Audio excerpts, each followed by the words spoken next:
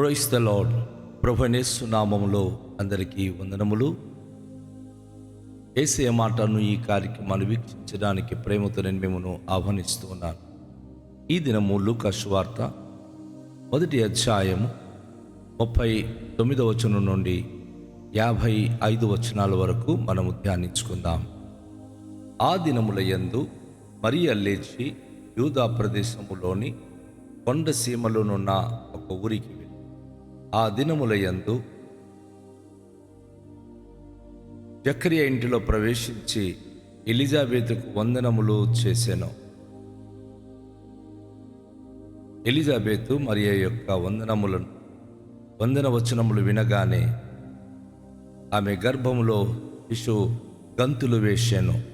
అంతటా ఎలిజాబెతు పరిశుద్ధాత్మతో నిండుకున్నదై బిగ్గరగా ఇట్లా నేను, స్త్రీలలో నీవు ఆశీర్వదింపబడిన దానవు, నీ గర్భఫలమును ఆశీర్వదింపబడును. నా ప్రభు తల్లి నా యొద్దకు వచ్చుట నాకేలాగూ ప్రాప్తించెను. ఇదిగో నీ శుభవచనము నా చెవిలో పడగానే నా గర్భంలోని శిశువు ఆనందముతో గంతులు వేసెను. ప్రభు ఆమెకు తెలియచేసి చేయించిన మాటలు సిద్ధించును గనుక నమ్మిన ఆమె ధన్యురాల అని. అప్పుడు మరియా ఇట్లా నేను, నా ప్రాణము ప్రభువును ఘనపరచుచున్నది. ఆయన తన దాసురాలి దీనస్థితిని కటాక్షించెను. నా ఆత్మ నా రక్షకుడైన దేవుని యందు ఆనందించెను.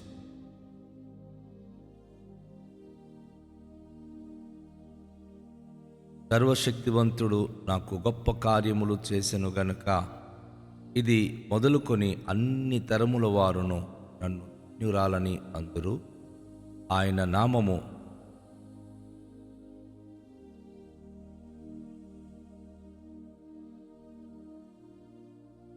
నామము పరిశుద్ధము.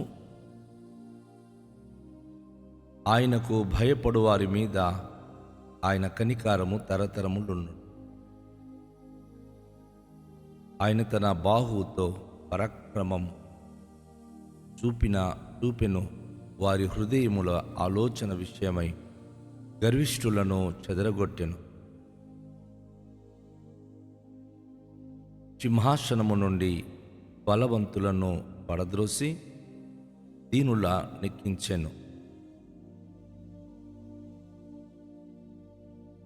ఆకలిగొనిన వాని మంచి పదార్థములతో సంతృప్తిపరచి ధనవంతులను ఒట్టి చేతులతో పంపివేసెను. అబ్రహామునకును అతని సంతానమునకును యుగంతము వరకు తన కనికారము చూపి జ్ఞాపకము చేసుకుందునని మన పితరులతో సెలవిచ్చినట్లు ఆయన తన సేవకుడైన ఇశ్రాయేలునకు సహాయము చేసెను. దేవునికి బిడ్డలారా, ఈరోజు పరిశుద్ధాత్మ దేవుడు అద్భుతమైన మాటను మనకు జ్ఞాపకం చేస్తూ ఉన్నాడు. ఈ వచనాలలో మనం గమనిస్తున్నప్పుడు ఇద్దరు స్త్రీల మధ్య జరిగే సంభాషణ. మరియమ్మతో దేవదూత మాట్లాడిన తర్వాత తన సమీప బంధురాలైనటువంటి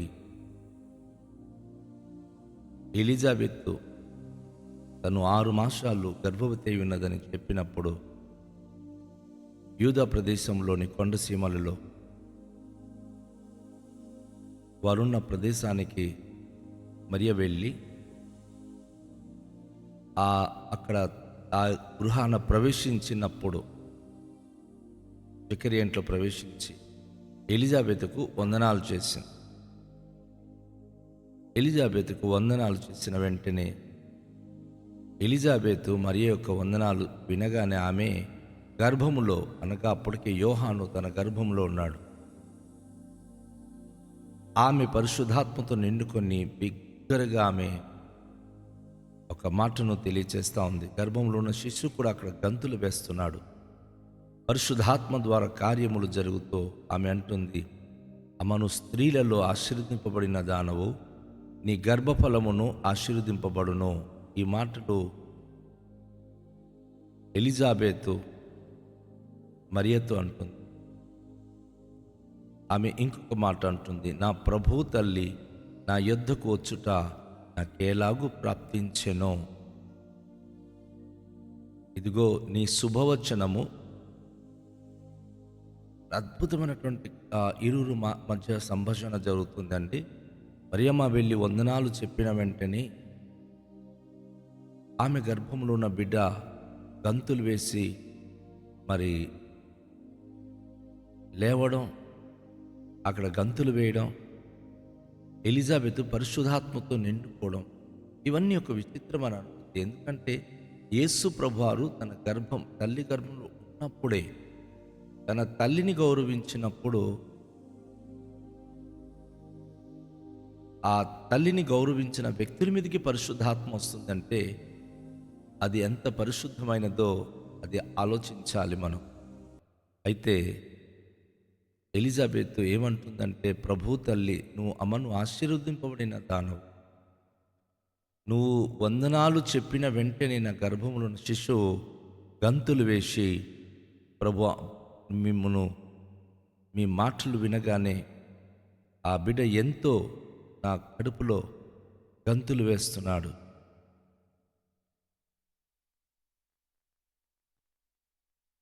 తను ఒక విధమైనటువంటి స్థితిలో పరిశుద్ధాత్మతో నింపబడి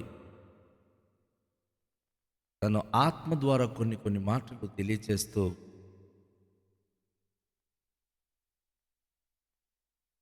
తన జీవితంలో ఈ మాటలు తనకు ఎంతో దీవెనకరంగా ఉందని, మరియ తన ఇంట్లో అడుగుపెట్టడం తనకు గొప్ప ఆశీర్వాదమని, శుభవచనమని తను ఎంతో ఆనందించి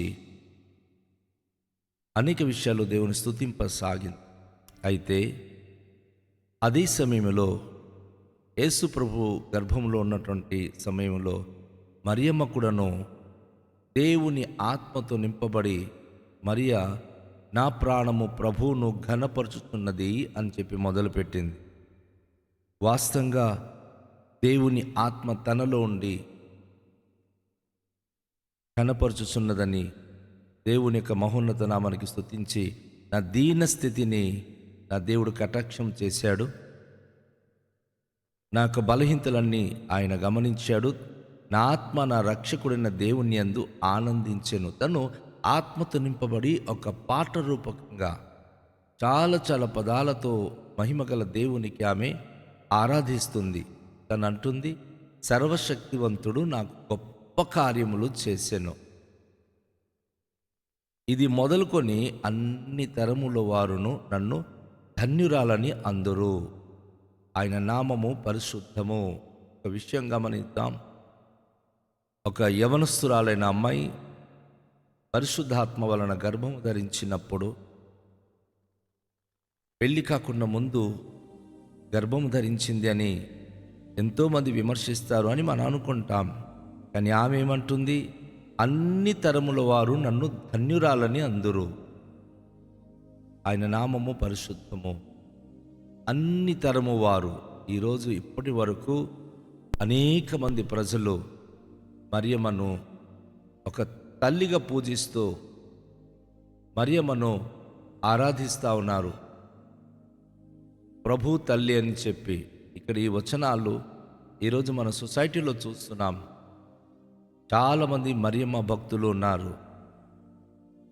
ఎందుకు అంటే అన్ని తరము వారు, ఎప్పటి నుంచో ప్రజలు మరియమ్మ విషయంలో ఒక బాధ్యత కలిగి, మరియమ్మ విషయంలో ఆమె ప్రభు తల్లి అని అంటున్నారు.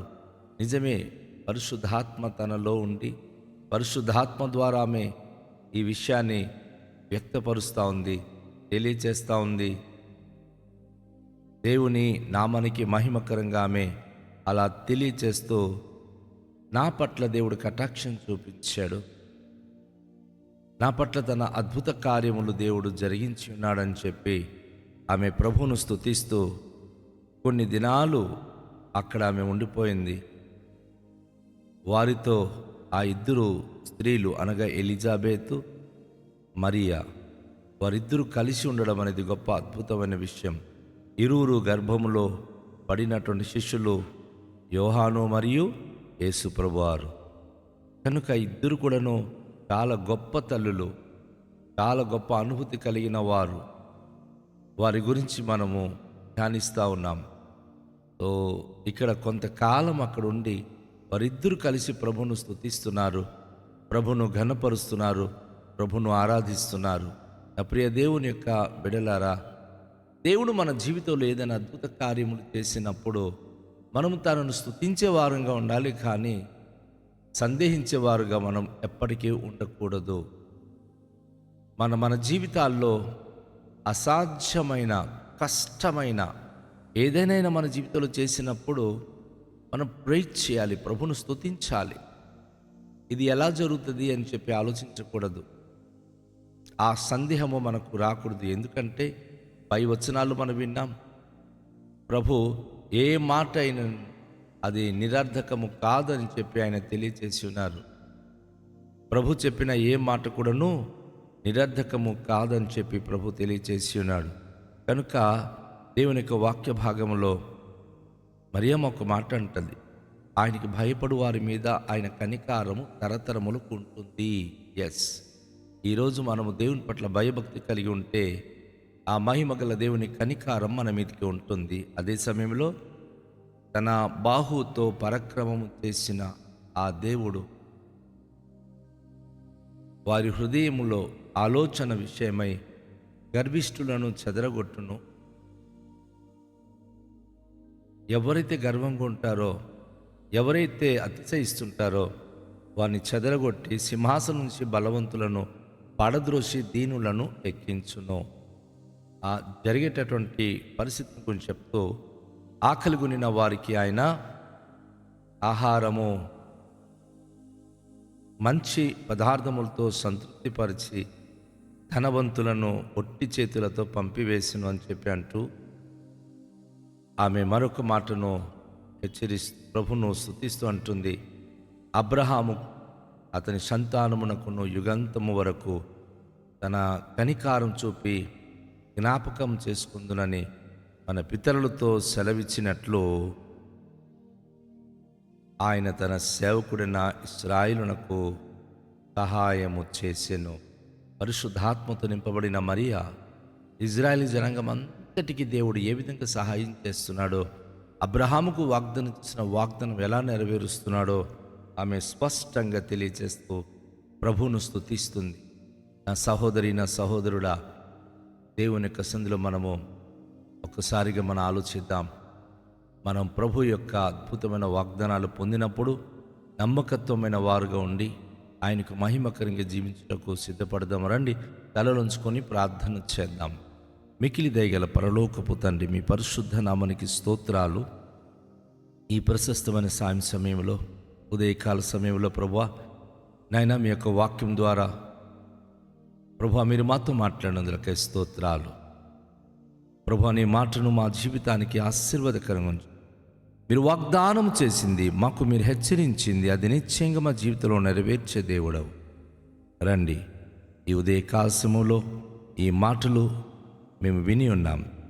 అవును, మరియమ్మ ఎలిజబెతుల జీవితంలో ఏ అద్భుతాలు చేశారో, వాక్యాన్ని నమ్మి మీ అందు విశ్వసించిన అందరి జీవితంలో ఎట్టి అద్భుతాలు చేసి ప్రతి ఒక్కరు కూడా తమ జీవితంలో మీరు చేసిన వాగ్దానాలను నమ్మి మీ మహిమ కొరకు జీవించే భాగ్యవంతులుగా చేయమని కృతజ్ఞత స్తోత్రాలు మీకే చెల్లిస్తూ యేసు నామములో ప్రార్థిస్తున్నాము తండ్రి, ఆమేన్. అందరికీ షాలోం. ప్రభు మనను దీవించునుగాక.